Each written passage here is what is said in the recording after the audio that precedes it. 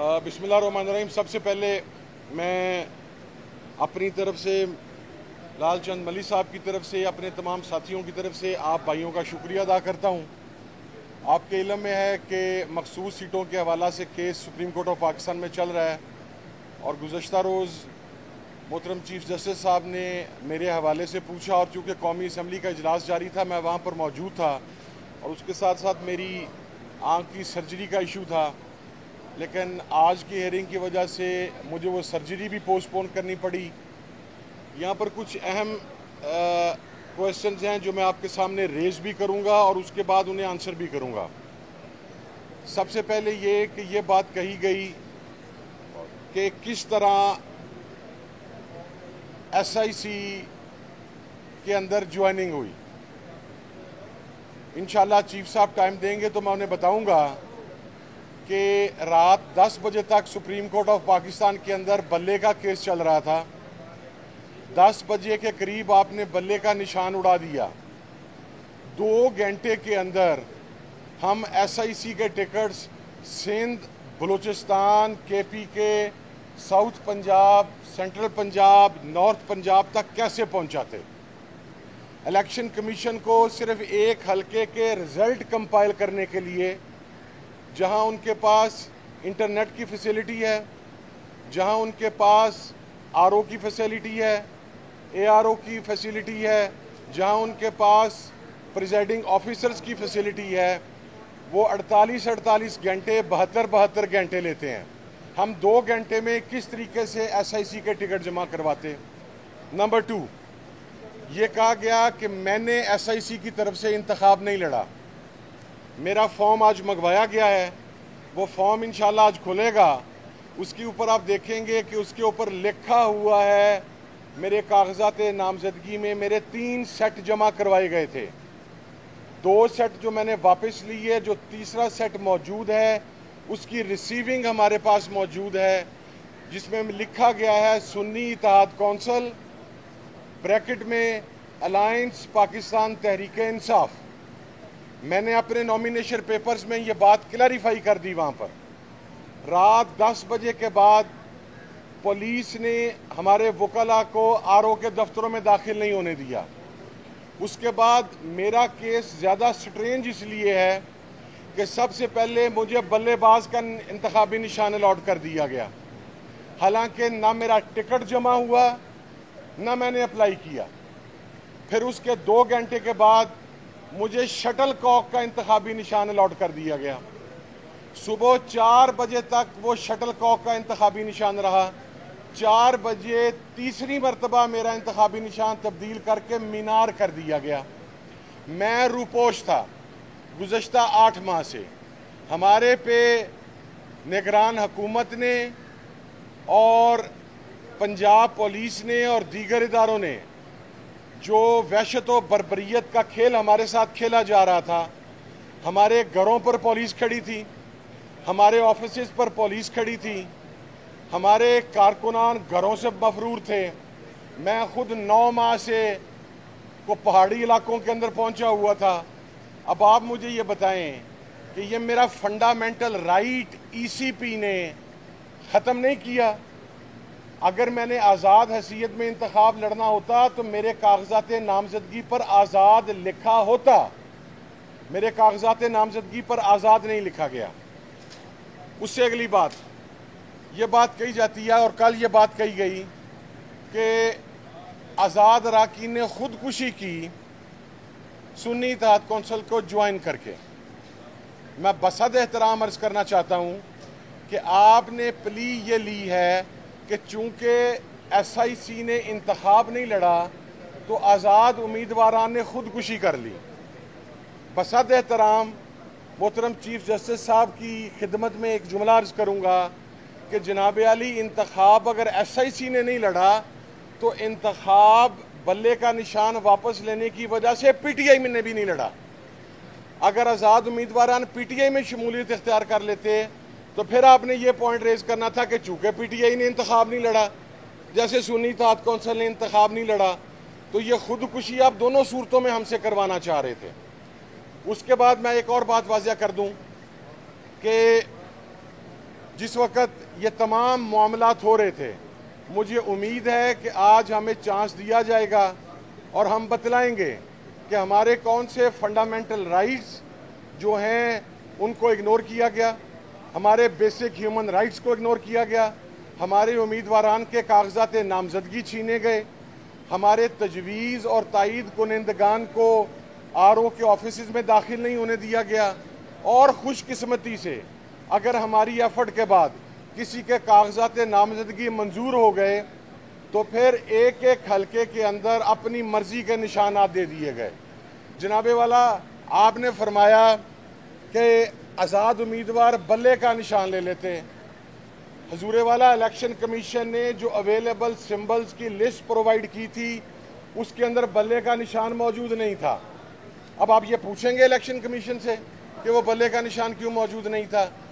फिर इसी तरीके से किया कि जो उम्मीदवार कौमी असम्बली का है उसके नीचे सूबाई असम्बली के हलके में 2 या 3 हलकों में मुख्तलिफ निशान अलॉट कर दिए गए।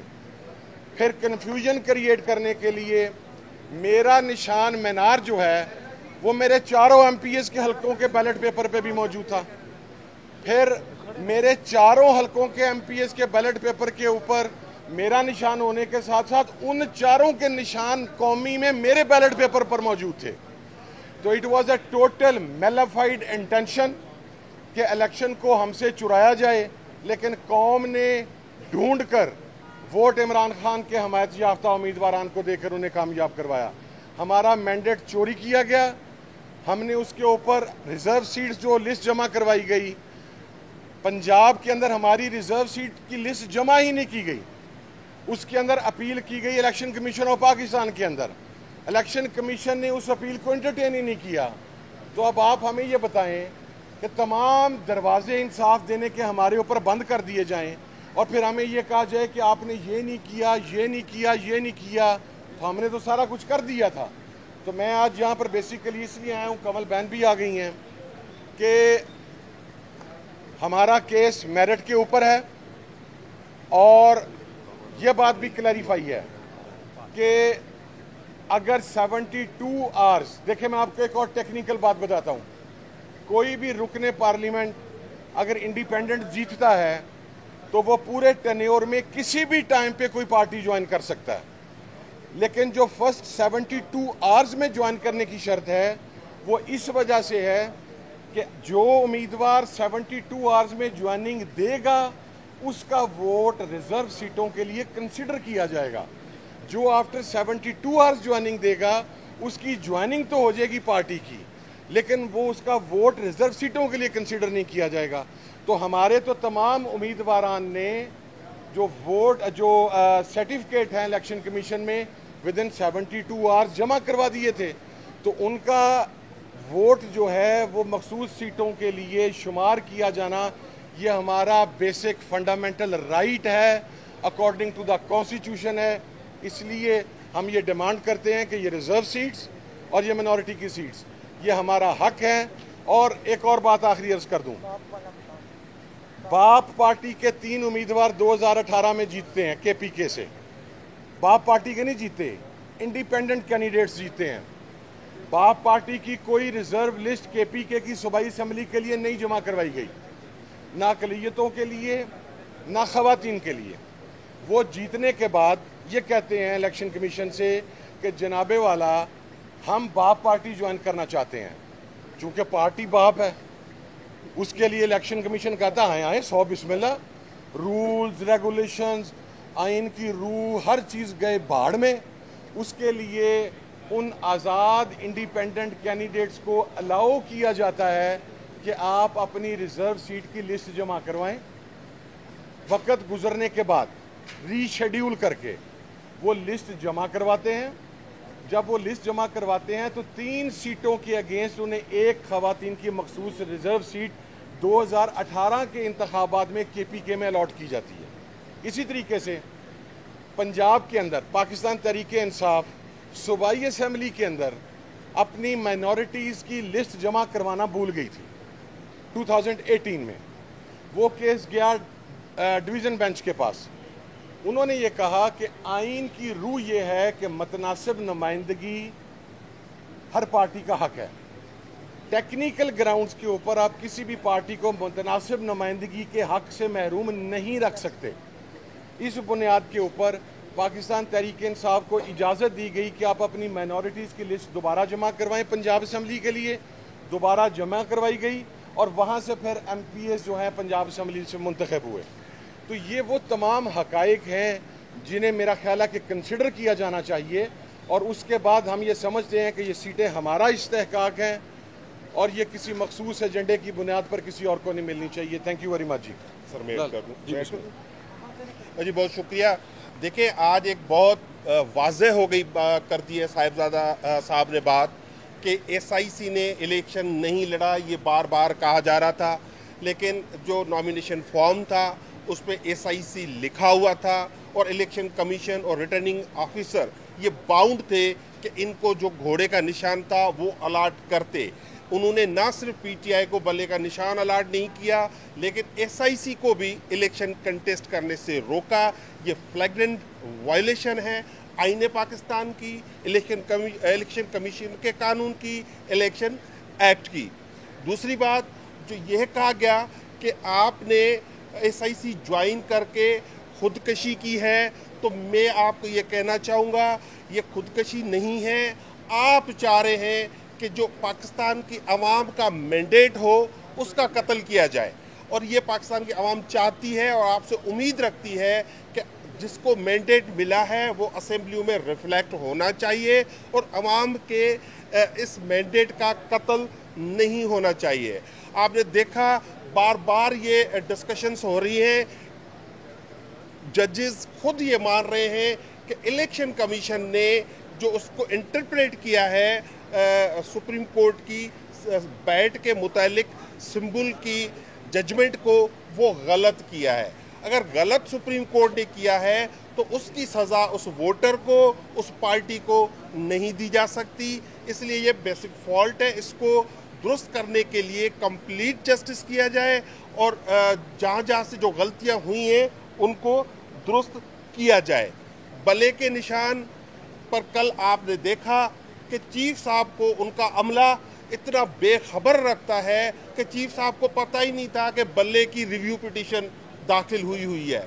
बल्ले के फैसले पे क्योंकि फैसला आ चुका है, बात हो सकती है, पूरी दुनिया चीख रही है, पूरी दुनिया के सफ़ीर चीख रहे हैं, लोकल हमारी ऑर्गेनाइजेशंस कह रही हैं कि ये गलत है और उसकी रिव्यू दाखिल है, तो उसको बार बार जो है डिफेंड किया जा रहा है। इसके बजाय उसको लगा के उसको सुना जाए। बहुत बहुत शुक्रिया।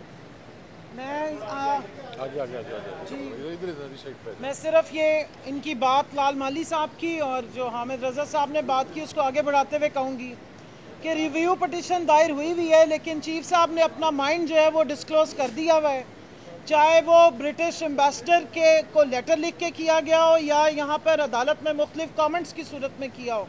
तो मेरा ख्याल है कि अब रिव्यू पिटीशन में चीफ साहब को नहीं बैठना चाहिए, बाकी जजेस को इस मामले को देखना चाहिए। दूसरी बात, जिस तरह कल कहा गया कि जी आपने ये सुन्नी इत्तेहाद काउंसिल ज्वाइन की तो आपने तो खुदकुशी कर ली, तो जी खुदकुशी से हमें रोका जा सकता था। आपके पास सो मोटो एक्शन लेने का पूरा अथॉरिटी थी। इस कोर्ट के पास सबसे ज़्यादा पावर्स हैं। अगर हमारी बल्ले के निशान लिए जाने वाले फैसले की इलेक्शन कमीशन ऑफ पाकिस्तान जो एक आईनी इदारा है वो गलत इंटरप्रिटेशन करके पूरी पार्टी की धुलाई बल्ले से कर देता है, हमारा सबका बेड़ा गर्क कर देता है। मुझे रोलर कोस्टर का निशान, किसी को जूते का निशान, किसी को चिमटे का, किसी को बैंगन का, तो कभी कुछ रात के 12 बजे तक आरोज़ हमें ब्लैकमेल करते रहे कि आप पे फ्रॉड के केसेस बनाएंगे, तो कभी किस चीज़ के बनाएंगे। उस वक्त जब इन्हें पता था कि इलेक्शन कमीशन ऑफ पाकिस्तान गलत इंटरप्रिटेशन करने के बाद एक सबसे बड़ी जमात को सियासी तौर पे डिसइनफ्रेंचाइज कर रहा है, हमें इलेक्शन कमीशन ऑफ पाकिस्तान ने रिफ्यूज़ कर दिया कि हमारे से तो वो हमारी लिस्ट ही नहीं लेगा, तो क्यों इलेक्शन कमीशन के इस सारे कारनामे पे ये कोर्ट जिसने फैसला दिया था सो मोटो एक्शन लेने के बाद उनको बुला के नहीं बताया कि आप गलत तरीके से इम्प्लीमेंटेशन करें, ये किसका काम था? ये वो अदालत है जो सो मोटो एक्शन ले सकती है। आज 4 महीने के बाद जब हम अपनी इंतज़ार करने के बाद जब हमारी पटिशनें लगी हैं और हम उनके सामने हैं तो हमें ये खुशखबरी बताई जा रही कि आपने तो खुदकुशी कर दी हो। फिर जिस वक्त वकला कोई जवाब देने लगे तो फिर ये भी बताया जाता है कि सियासत मत करें। सियासी केस है, सियासतदान खड़े हुए हैं, सियासतदान आके इंसाफ मांग रहे हैं। पूरे पाकिस्तान के लोगों ने उनको वोट दिया, लेकिन वो सियासत पे बात मत करें। और अगर मफरूज़ों पे बात हो तो सिवाय एक हमारे मोतबर जज साहब के बाकी कोई बंदा मफरूज़ों पे भी बात ना करे। उनका दिल करे तो सियासत पे भी बात हो सकती है और मफरूज़े पे भी बात। तो प्लीज़ ये दोहरे मेयार ना रखें। बहुत बड़ी अदालत है, बहुत मोतबर है, इस पे पाकिस्तान की आवाम दिल से यकीन रखती है। और उनके ऊपर जो लिखा हुआ है ना, आज सारे वो देखिएगा कि ऊपर क्या लिखा हुआ है कि ये अवाम उन्नास को इंसाफ देने वाली अदालत है। तो इसलिए अवाम उन्नास के दिल पे छुरियाँ नहीं चलनी चाहिए, उनको इंसाफ मिलना चाहिए।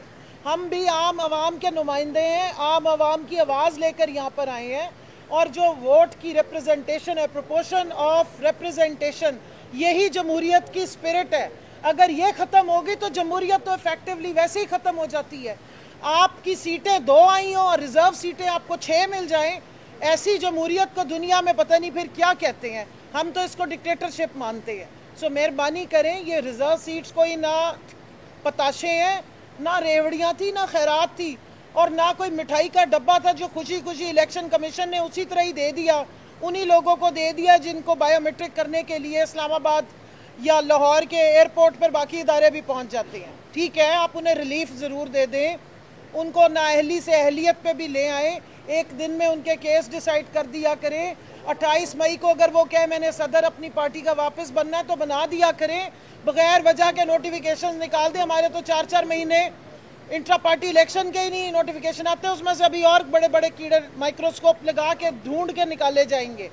तो ये सब कुछ आप हमारे साथ करें, सारी जमहूरियत की रूह भी हमारे PTI में ही डालें, लेकिन खुदारा थोड़ा सा इंसाफ भी हमारे साथ करें, चाहे वो इलेक्शन कमीशन हो तो चाहे ये आला अदलिया हो, क्योंकि हम आवाम की आवाज़ है, अपनी ज़ात के लिए नहीं, आवाम की रिप्रेजेंटेशन के लिए। ये लाखों वोट लेकर आके यहाँ खड़े हुए हैं।